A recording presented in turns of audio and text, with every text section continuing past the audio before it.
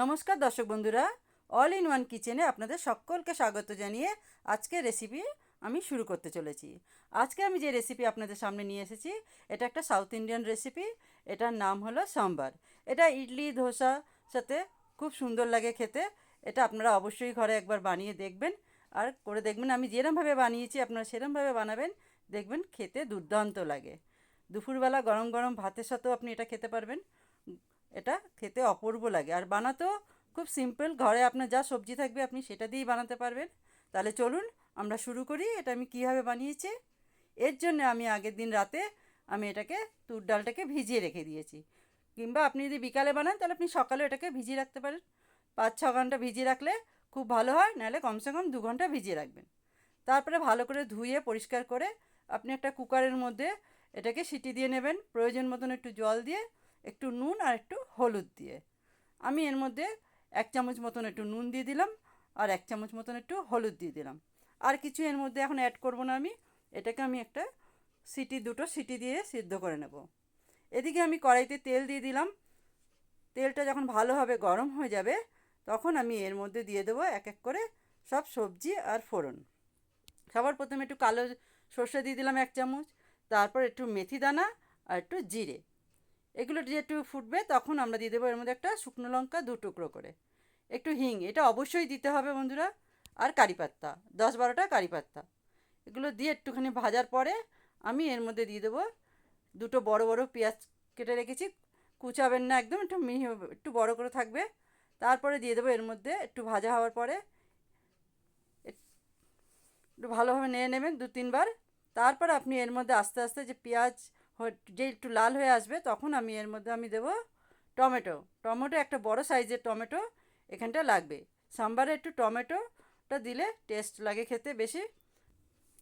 নুন দিয়ে দিলাম 1 চামচ। নুন দেওয়ার পরে এর মধ্যে দেবো কয়েকটা কাঁচা লঙ্কা চিড়ে আর একটা টমেটো। এইগুলো হয়ে দেওয়ার পরে আমরা দেখুন এইগুলো সবজি, আপনার ঘরে যা সবজি থাকবে আপনি সেইগুলো দিয়েই করতে পারেন। আমি একটু লাউ দিয়ে দিলাম কয়েক টুকরো ড্রামস্টিক, একটু বেগুন, আর একটু বটবটি, কুমড়ো, সব অল্প অল্প করে, মূলো, গাজর, সব দিয়ে আমি এখন এটাকে মিশিয়ে নেব পেঁয়াজ টমেটো লঙ্কার সাথে। একটু ভাজা ভাজা করে নেব। একটু ভাজা ভাজা হয়ে যাওয়ার পরেই আমরা এর মধ্যে দিয়ে দেব আর একটু এর মধ্যে মশলা। এটা অনেকে এটা সেদ্ধ করেও করে, কিন্তু সেদ্ধ করে করার চেয়ে একটু ভেজে ভেজে করলে টেস্টটা একটু ভালো আসে। এর মধ্যে দিয়ে দিলাম 1 চামচ নুন, আর দিয়ে দেবো আমরা এর মধ্যে সাম্বার পাউডার মশলা। আমি 2 চামচ, বড় চামচে 2 চামচ সাম্বার মশলা দিয়ে দিলাম। আপনারা এটা ঘরে বানিয়েও করে দিতে পারেন। আমার এটা রেডিমেড পাউডার মশলা। একটু ভালো করে মিশিয়ে নেব মশলাগুলো সবজির সাথে, যাতে সব সবজির গায়ে মশলাগুলো লেগে যায়। খুব সুন্দর করে মিশিয়ে নিয়েছি। এখন এর মধ্যে একটুখানি দিয়ে দিলাম হলুদ গুঁড়ো।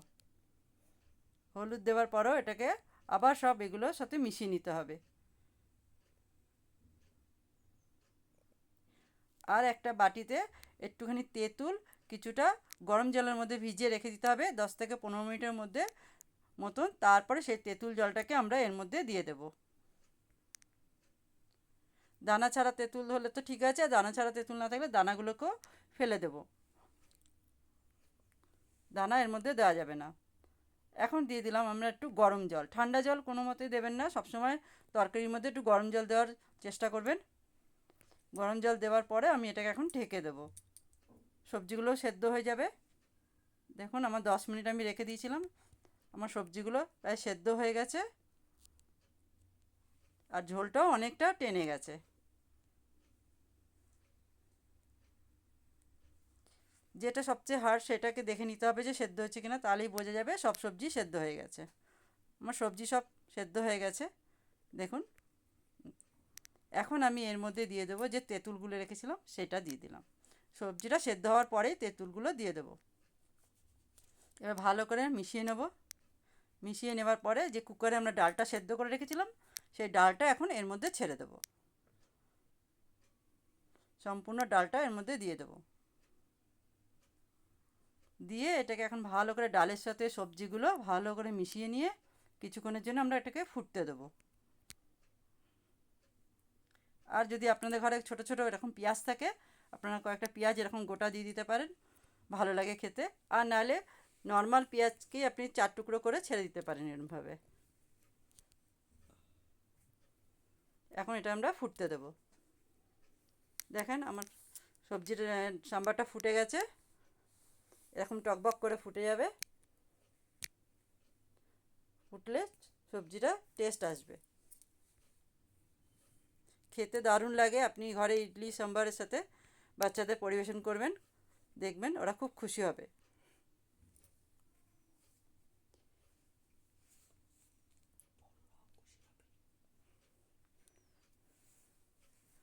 এটা আপনি সবার জন্যই রান্না করতে পারেন, ছোট বড় সবাই আনন্দের সাথে এটা খাবে। আর এই সময় একটু দেখে নেবেন যে নুনটা কেমন আছে। নুন যদি লাগে একটু নুন দিয়ে দেবেন। আমার একটুখানি নুনের প্রয়োজন আছে, আমি একটু নুন দিয়ে দিলাম। আপনারা ঝাল আর নুনটা আপনাদের টেস্ট হিসাবে দেবেন। এখন এর মধ্যে একটুখানি দিয়ে দেবো গুড়। গুড় যদি না থাকে আপনার কাছে হাতের সামনে, তাহলে আপনি এর মধ্যে একটু চিনিও দিয়ে দিতে পারেন। আমি একটু গুড় আর একটু নুন দিয়ে দিলাম ব্যালেন্সটা রাখার জন্যে। একটু গুড় দিলে একটু মিষ্টি মিষ্টি লাগে, তাহলে এটা টক মিষ্টি ঝাল সব মিলিয়ে খেতে কিন্তু দুর্দান্ত লাগে। আপনারা অবশ্যই একবার বানাবেন, কেমন হলো আমাকে কমেন্ট বক্সে জানাবেন। ভালো লাগলে আপনাদের অবশ্যই একটা লাইক করে দেবেন। আর প্রথমবার আমার চ্যানেলে এসে থাকলে আমার চ্যানেলকে সাবস্ক্রাইব করার অনুরোধ রইল। আর যারা আমার চ্যানেলকে সাবস্ক্রাইব করে রেখেছেন তাদেরকে অসংখ্য অসংখ্য ধন্যবাদ। দেখেন একটু খুব পাতলাও হবে না, খুব গাঢ়ও হবে না, ঠিক এই রকম হবে।